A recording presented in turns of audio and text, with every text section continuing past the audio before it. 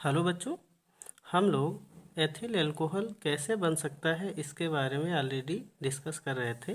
यानी कि ethyl alcohol के बनाने की विधियाँ।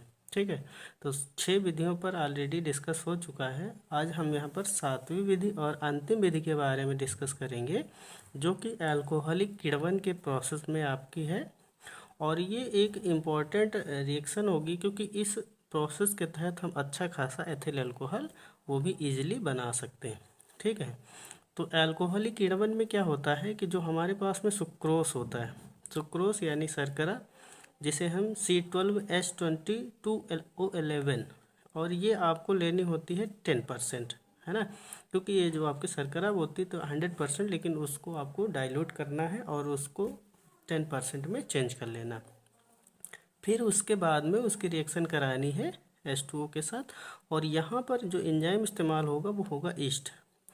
तो ईस्ट में ऑलरेडी पता है कि 2 तरीके के एंजाइम होते हैं, एक होता है आपका इन्वर्टेज और दूसरा होता है जाइमेज। तो जो इन्वर्टेज एंजाइम है, इसके माध्यम से सुक्रोज का करेंगे हम जल अपघटन। तो जल अपघटन करने से हमारे पास में यहाँ पर C6H12O6 प्लस C6H12O6 के एक अणु मिलेंगे, जिनको हम क्रमशः ग्लूकोज और फ्रक्टोज कहते हैं। और इन्हीं को कंबाइन रूप से हम क्या कहते हैं, प्रतिप शर्करा। यानी कि ग्लूकोज और फ्रक्टोज के सम अणुक मिश्रण को प्रतिप शर्करा कहा जाता है। तो फर्स्ट स्टेप में ये होगा। कहने का मतलब है, इन्वर्टेज एंजाइम के माध्यम से सुक्रोज का जल अपघटन करेंगे तो हमें ग्लूकोज और फ्रक्टोज के एक अणु मिल जाएंगे, जिनको हम प्रतिप शर्करा या इन्वर्ट शुगर के नाम से जानते हैं। अब इसके बाद में हम क्या करेंगे, ग्लूकोज या फ्रक्टोज का एक अणु ले लेंगे, यानी कि C6H12O6, और इसको हम रिएक्ट करवाएंगे जाइमेज एंजाइम के माध्यम से। तो जाइमेज एंजाइम के माध्यम से जब ग्लूकोज या फ्रक्टोज की अभिक्रिया कराई जाएगी तो हमारे पास में 2 मोल यहाँ पर देख सकते हैं CH3CH2OH के मिल रहे हैं, और 2 मोल कार्बन डाइऑक्साइड। तो ये जो कार्बन डाइऑक्साइड है ये गैस के तौर पर, तो ये आपकी रिलीज हो जाएगी और हमारे पास में मेन उत्पाद CH3CH2OH मिल जाएगा। ठीक है, तो ये जो आपका अल्कोहलिक किण्वन है ये सिंपल सा प्रोसेस है और मोस्ट इम्पॉर्टेंट है, क्योंकि इस प्रोसेस के तहत आपका औद्योगिक दृष्टिकोण से अच्छा खासा आपका एथिल अल्कोहल बनाया जाता है। अब यहाँ पर कुछ टर्म दिए गए हैं जो कि एथिल अल्कोहल से रिलेटेड है। चलिए इनके बारे में जानते हैं। तो जैसे सबसे पहले यहाँ पर दिया गया है परिशुद्ध अल्कोहल। यानी कि परिशुद्ध अल्कोहल क्या होता है, तो बच्चों जो 100% शुद्ध एथिल अल्कोहल होता है उसी को परिशुद्ध एथिल अल्कोहल कहा जाता है या परिशुद्ध अल्कोहल कहा जाता है। इसको हम निर्जल एथिल अल्कोहल भी कह सकते हैं। कहने का मतलब है निर्जल एथिल अल्कोहल या 100% एथिल अल्कोहल जो होता है उसी को परिशुद्ध एथिल अल्कोहल कहा जाता है। अब इसमें कंपोजिशन अगर देखा जाए तो जो एथिल अल्कोहल होता है वो 96% होता है, और जो जल होता है वो मात्र 4% होता है। ठीक है, तो जो शुद्ध या शुद्धतम अल्कोहल होता है उसमें 96% एथिल अल्कोहल होता है और 4% जल होता है। इसके बाद में ये अगला टर्म है जिसे हम मेथिलित स्प्रिट कहते हैं। तो ये मेथिलित स्प्रिट पर आपको एक टिप्पणी देखने को मिलेगी, क्योंकि आपसे पूछा जाता है कि मेथिलित स्प्रिट या विकृतीकृत स्प्रिट किसे कहते हैं। तो अगर आपसे डायरेक्टली बात करी जाए तो जो एथिल अल्कोहल होता है अगर उसमें मेथिल अल्कोहल को मिला दिया जाए तो वो हो जाता है विकृतीकृत, और उसी को फिर हम मेथिलित स्प्रिट या विकृतीकृत स्प्रिट कहते हैं।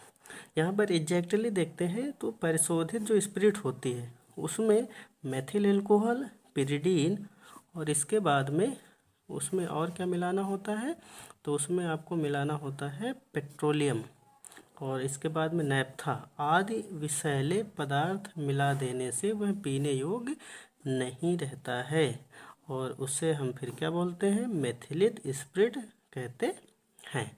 तो ये आपकी परिभाषा हो जाएगी कि अगर आपसे पूछा जाए कि मेथिलित स्प्रिट क्या है या उसको हम कैसे बना सकते हैं, तो जो परिशोधित स्प्रिट होता है उसमें मेथिल अल्कोहल आप मिला दीजिए, पिरिडीन मिला दीजिए, पेट्रोलियम नैप्था मिला दीजिए, इन सबको मिला दीजिए तो वो विषैला पदार्थ बन जाता है जो कि पीने योग्य नहीं रहता है। उसी को हम मेथिलित स्प्रिट या विकृतीकृत स्प्रिट कहते हैं। अब इसके बाद में हम बात करेंगे पावर एल्कोहल की, कि पावर एल्कोहल क्या होता है। ये भी आपका ईंधन के तौर पर प्रयोग किया जाने वाला मटेरियल है।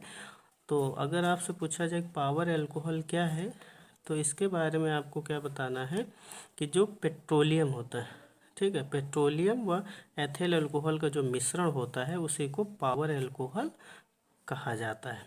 ठीक है, तो पावर एल्कोहल में क्या होता है, पेट्रोल होता है, एथिल अल्कोहल होता है, और इनका मिश्रण आपको किस में बनाना होता है, बेंजीन में बनाना होता है। तो जो बन के तैयार होगा मटेरियल उसी को पावर एल्कोहल कहा जाता है। यानी कि अगर कंपोजिशन आपसे पूछा जाए तो पावर एल्कोहल में 90% होता है आपका पेट्रोल और मात्र 10% होता है एथिल एल्कोहल। तो 90% पेट्रोल को और 10% एथिल एल्कोहल को मिला दिया जाए बेंजीन के माध्यम से, और उसके बाद में जो मटेरियल बन के तैयार होगा उसको हम क्या कहेंगे, पावर एल्कोहल कहेंगे। और इसका इस्तेमाल हम कहाँ करते हैं, तो जो पावर एल्कोहल होता है इसका इस्तेमाल हम ईंधन के रूप में करते हैं, यानी कि इसका अच्छा खासा इस्तेमाल ईंधन के रूप में किया जाता है। ठीक है, तो बच्चों आज के वीडियो में हम लोगों ने जाना कि अगर एथिल एल्कोहल को एल्कोहलिक किण्वन के द्वारा बनाना हो तो कैसे बना सकते हैं।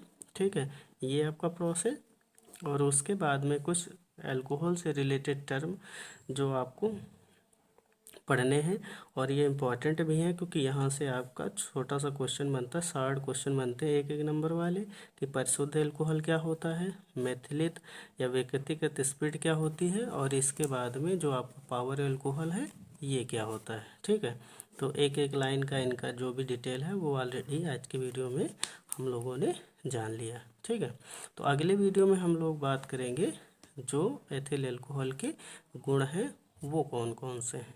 धन्यवाद।